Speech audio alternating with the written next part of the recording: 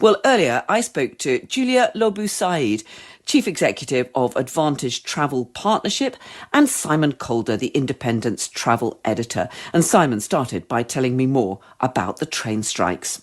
In the overall scheme of things, the strike that members of the ASLEF trade union have announced for the 5th of January isn't actually going to be, in the scheme of things, particularly disruptive. Well, obviously, it will wipe out millions of train journeys on that day, but compared with what we've had, it's actually just popping up as a kind of little cameo role in the middle of the next RMT strike. So let's just run through what happens. We're in the middle of an overtime strike by members, ban by members of the RMT union. That is, I'm afraid, crippling train services up and down the land.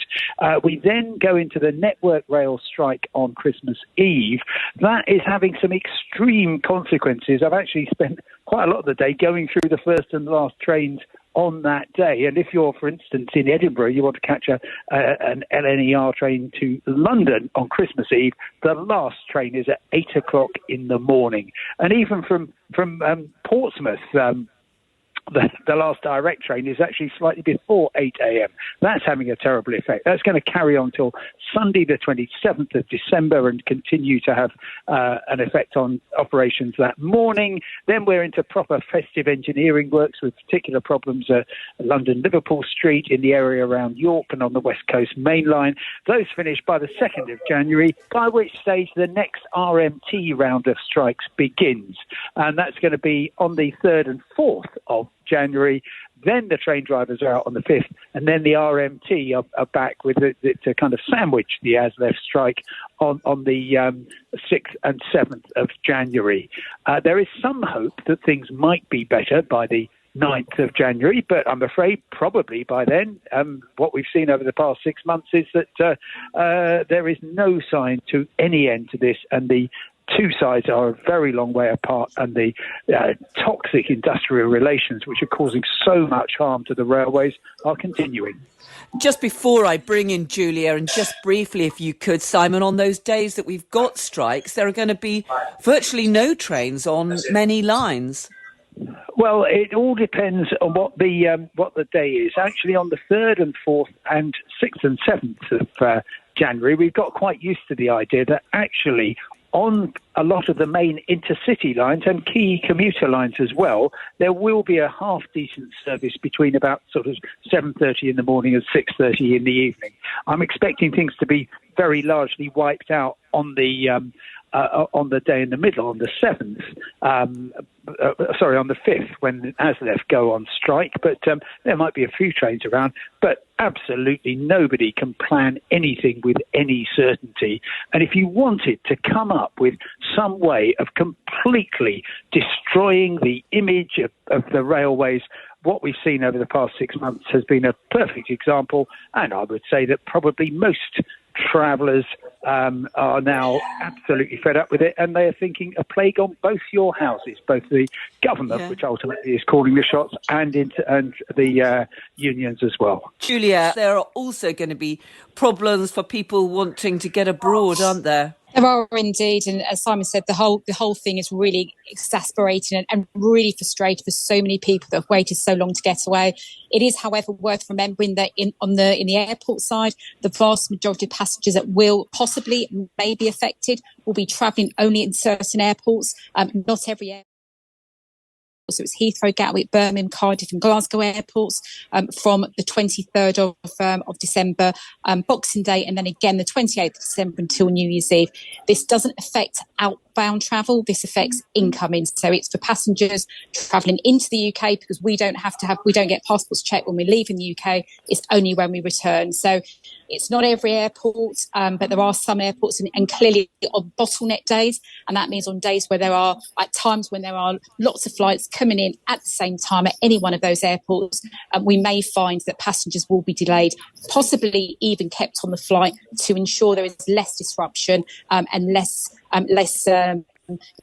less chaos, if you like, at the airport, in the airport terminals. Going out, passengers should be fine. It is coming back where passengers will be affected. And as I say, it's not every airport, so hopefully the vast majority of passengers travelling from any other airport are not going to have any issues. The only thing I would say, it's a busy time of year anyhow. We've got something like 5 million passengers looking to travel over the Christmas period. So airports will be busy. I'm actually out in Rome at the minute. I travelled out a couple of days ago. Stansted Airport was busy. It was busier than normal, but obviously there are no issues there. We got through without any issues at all. I was just going to say that I'm so glad that Julia is, along with many, many other British travellers, having a wonderful time. And my goodness, you deserve it after the past 3 years. And without wishing to sound like the voice of travel doom, I'm a bit more concerned perhaps about the effects of the UK Border Force strike.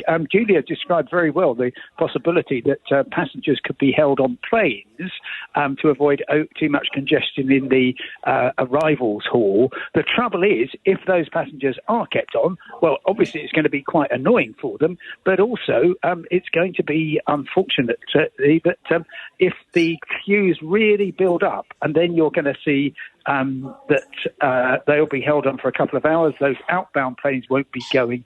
As a result of that, you could find that flights are delayed or cancelled. And so I'm hoping it won't be the case. Certainly Gatwick, Heathrow and Manchester say that they are confident that departing passengers won't be affected. And if it means when you're coming in that you've got to wait a couple of hours, that'll be frustrating and annoying, but at least you would have had your holiday. And Julia, we've had a further complication today with lots of British Airways passengers hit by a problem with the airline's flight planning system. I mean, has that been significant today? There's been a technical issue on the British Airways flights coming in from the USA, as I understand it. So I'm in Italy, so trying to keep up with everything that's going on back home.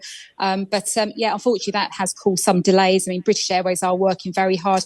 I'm not sure the latest on whether they've managed to sort those issues out. I believe they possibly have. Simon may know, but a number of flights have been affected. Unfortunately, once again, I'm afraid I'm going to paint a slightly bleaker picture. This happened overnight on Monday night at exactly the time that the main wave of flights from the US, from Canada, from Mexico, from the Caribbean were coming into London. And unfortunately, that led to lots of cancellations. I've counted over 50 long-haul cancellations so far. That is effectively more than 10,000 people out of position with a very limited number of seats between now and the 25th of December. And the UK Border Force thing could make things even worse. I guess, Julia, for people who are still trying to get away, many of them will find the most difficult thing be to just get to the airport and make sure that they're there in time for their flights. Oh, it is. And I don't want to be the Grinch of Christmas, which Simon is perfectly well in trying to do at the moment. It's not his fault, I have to say, completely understandable. But it is so frustrating. People have waited so long to travel. But absolutely, if you are travelling to the airport on one of those days where trains are affected, the best advice is to check your route, plan in advance, make sure you leave plenty of time. Don't rely on the train, but the roads were busy as well. So it's going to be a very frustrating time for anyone looking to get to the airports. And Simon, just in the midst of all this gloom and doom, we have had a bit of good news, haven't we? Because there was this agreement by several bus companies. Oh, very much so. This is actually an initiative that the government has been doing for a few years, and it's really coming into fruition. This is going to hugely improve mobility, particularly in kind of rural areas. So it's a really, really good move. Effectively, you can travel for sometimes 20, 30 miles for £2. And I hope that's going to get people away from their cars and onto buses. And this, of course, is a really important time for the travel industry, isn't it, Julia? I mean, the first year for several years when pandemic restrictions haven't disrupted the travel plans for so many people, and an awful lot of people just hoping to get away in the midst of all the chaos. Absolutely right, Carol. It's been 3 years that anybody's really been able to travel without really any restrictions, back to travelling as normal. And I think most importantly, there is a real emotion about travelling over Christmas. A lot of people are seeing friends and families for the first time. People are stressed. People are anxious when they're travelling nowadays. So it's a really important time. So all of the chaos, all of the strikes, have an impact on everybody. But from a travel industry point of view, it's an incredibly difficult time. As I said, 5 million people looking to travel over the Christmas period. The industry is facing really turbulent times. It's the first time it's really been able to get itself back on its feet. And the entire ecosystem is affected by all the different strikes and industrial action that are happening. And all we want to do is make sure we can get people on planes and trains and travel to their end destination without any hassle at all. And what about the dispute itself? I think that nothing as far as it stands right now. From what we understand, conversations continue, and all we can do is remain hopeful that as soon as possible these strikes are obviously agreed to be halted so that passengers can travel without any disruption.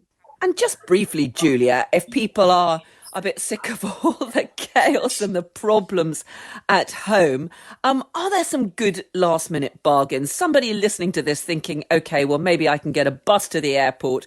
Are there any short haul, perhaps reasonably cheap destinations where you can get away and have a good time over Christmas and perhaps the New Year?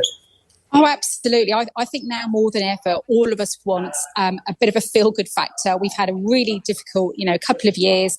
It's really doom and gloom. I mean, we've talked about doom and gloom the last few minutes. It really is doom and gloom, and we all need that emotional connection to be able to feel good about ourselves. And people looking to travel, the best thing they can be doing right now, speak to their local travel agents. There are abundance of offers around there at the minute, and there's still some availability. Travelling to places like Tenerife, Lanzarote, Alicante, really popular destinations for lots of our members, but long haul too, New York, Dubai. I mean, they're not going to be the cheapest, but there is definitely some availability out there for that last minute, people that really just think, I just want to get away, and what better place to be away from all this doom and gloom than be abroad. Well, that was Julia Lobu-Saeed, Chief Executive of Advantage Travel Partnership, speaking to me earlier, along with Simon Calder, the Independent's travel editor.